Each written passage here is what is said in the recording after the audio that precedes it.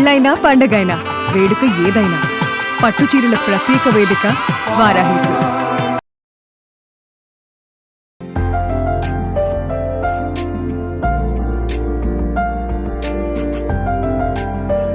Hi hello welcome to Suman TV. నేను మీ Roshan. Present నేను అల్లరి నరేష్ గారి ఇంటి దగ్గర ఉన్నాను అనమాట.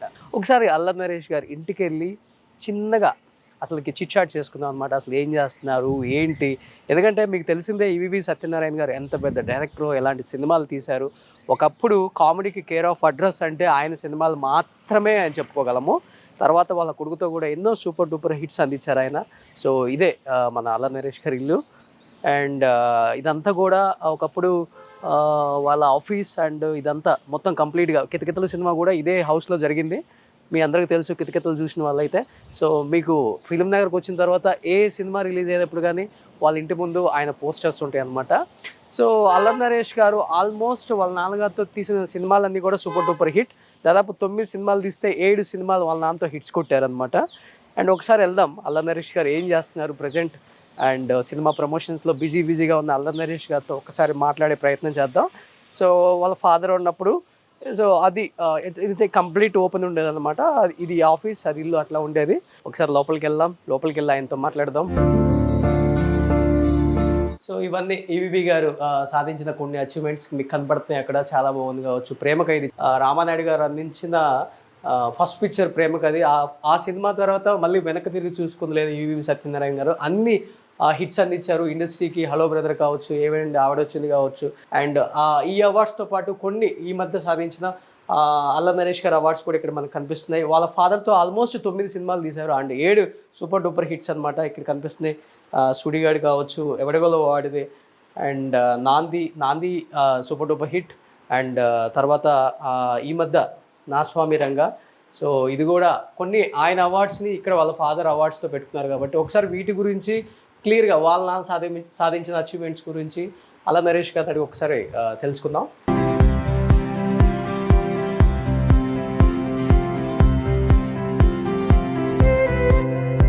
సో ఆయన సాధించిన కొన్ని అచీవ్మెంట్స్ నేను చెప్పే కన్నా కూడా వాళ్ళ అబ్బాయి అల్లరి నరేష్ గారు ఇక్కడ ఉన్నారనమాట. ఆయన చెప్తే చాలా బాగుంటుంది. సో ఎప్పుడు చూపించలేదు కాబట్టి ఫస్ట్ టైం మీకు ఈ ఇంట్లోకి వచ్చాం. ఒకసారి ఈవీవి గారు సాధించిన కొన్ని అచీవ్మెంట్స్, సో మీ మాటల్లో కొన్ని నాన్నగారు సాధించిన అచీవ్మెంట్స్ ప్లీజ్. డెఫినెట్గా అండి, ఎన్ని డెఫినెట్గా పెద్ద అచీవ్మెంట్స్ అండి. ఎందుకంటే చూడండి 100 రోజులు 200 రోజులు ఎన్ని ఒకప్పుడు ఉండేయండి. ఎవడు వాళ్ళది ఇప్పుడు 175 days ఆడిందండి సినిమా. సో ఆల్ దిస్ ఫిల్మ్స్ ఇప్పుడు మనకు అంటే 3 weeks 4 weeks ఆడటం ఎక్కువైపోయినాయండి. So this to be celebration అండి. నాకు బాగా గుర్తుంది రెండో మజాక సినిమా జరుగుతున్నప్పుడు అండి, అక్కడ మెడ్రాస్లో ఫిల్మ్ సిటీ ఒకటి ఉందండి, జయలలిత గారు కట్టించినప్పుడు ఆ ఫిల్మ్ సిటీలో పెద్ద ఫంక్షన్ చేసి అంటే ఎవ్రీవన్ అంటే ఒక సెలబ్రేషన్లా ఉండేదండి. అంటే మెడ్రాస్లో ఏంటంటే ఆ రోజు సాయంత్రం ఉంటే రైట్ ఫ్రమ్ డైరెక్టర్ స్వామి నుంచి అందరు అసిస్టెంట్స్, కెమెరా అసిస్టెంట్స్ అందరూ. సో అక్కడ ఏమవుతుందంటే మెడ్రాస్లో మనం ఎక్కడెక్కడో ఒక్కొక్కరు ఒక ప్లేస్లో ఉండేవాళ్ళం. సో ఇలాంటి సినిమా ప్రివ్యూస్ కానివ్వండి, లేకపోతే ఇలాంటి అవార్డ్ ఫంక్షన్స్ కానివ్వండి, everyone use to come together అప్పుడు. So it was like more of అందరూ ఒక మన తానా మహాసభలు లాగా అందరు తెలుగు వాళ్ళు ఎలా కలుసుకుంటారు అలాంటి ప్లేసెస్ అండి అవార్డ్ ఫంక్షన్స్ అన్ని.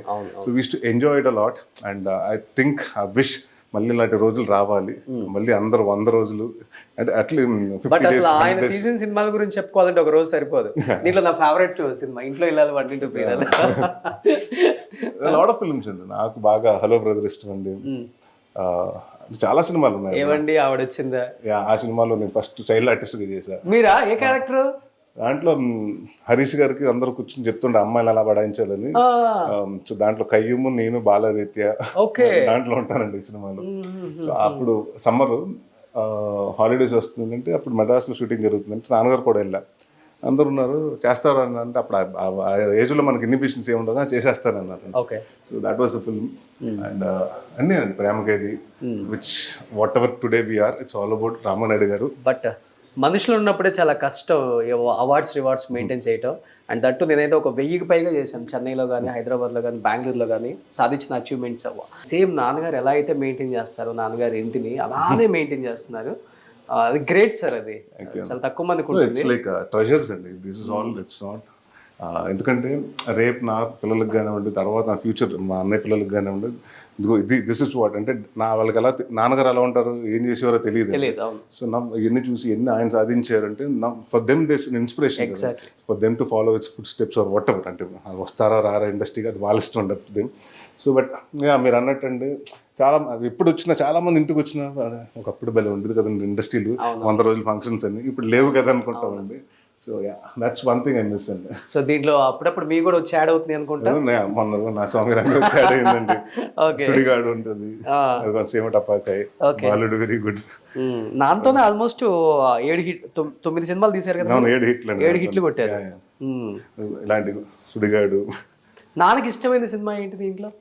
దీంట్లోనండి ఆయనకు బాగా ఇష్టమైన సినిమా అంటే హలో బ్రదర్ అని చెప్తాను. Hello brother. ఎందుకంటే ఎప్పుడు దాని గురించి ఎక్కువ అంటే నా సినిమా అప్పటి వరకు నాగార్జున గారిని ఎంతసేపు క్లాసుగా చూపించారు. ఆ సినిమాలో మాస్ అండ్ క్లాసు అండ్ నా ఫేవరెట్ హీరో కూడా కదా ఆయన. నాగార్జున గారి ఫేవరెట్ హీరో. అదే అనుకున్నాను. సో నాకేంటంటే ఆ సినిమా నాకు ఇష్టం అండి. నాన్నగారికి బాగా అంటే నేను ఆయన సినిమాలు ఎక్కువ రిపీటెడ్గా చూసిన సినిమాలు దాదాపు ఒక 50 సార్లు చూసిన సినిమా హలో బ్రదర్ అండి. Hello brother. సో నాన్నకి ఫేవరెట్ స్పాట్ ఏంటండి సార్ ఈ ఇంట్లో నచ్చింది? బయట అక్కడ కూర్చునేవారు చలపతిరావు గారు, ఆయన రౌండ్ చూసారు, రౌండ్ అబౌట్. అక్కడ కూర్చునండి ఎవరన్నా ఈవినింగ్ వస్తే బయట నుంచి వస్తే అందరూ ప్రెస్ వాళ్ళు కానివ్వండి, లేకపోతే ఎవరైనా క్యారెక్టర్స్ కోసం లేకపోతే అసిస్టెంట్ డైరెక్టర్గా జాయిన్ అవ్వడం కోసం వచ్చిన వాళ్ళందరినీ యూస్ టు మీట్ దేర్ అండి. సో కితకితలు చేసింది ఇక్కడే కదా? ఇదే ఇక్కడ ఈ హౌస్ లోనే. ఇక్కడ నుంచి గీతా సింగ్ వస్తుంది, వచ్చి ఇక్కడే పడిపోతాను నేను, కింద పడిపోతాను. కృష్ణ భగవాన్ గారు అన్ని ఇక్కడే చేస్తామండి.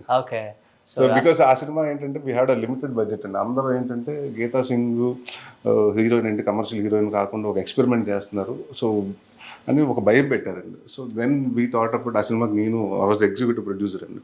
సో నేను నాన్నగారు ఇద్దరు కూర్చుని ఏం చేద్దాం, కాస్ట్ కట్ చేద్దాం అని వీ స్టార్టెడ్. ఆ సినిమా 80 లక్షలు తీద్దాం అనుకున్నామండి.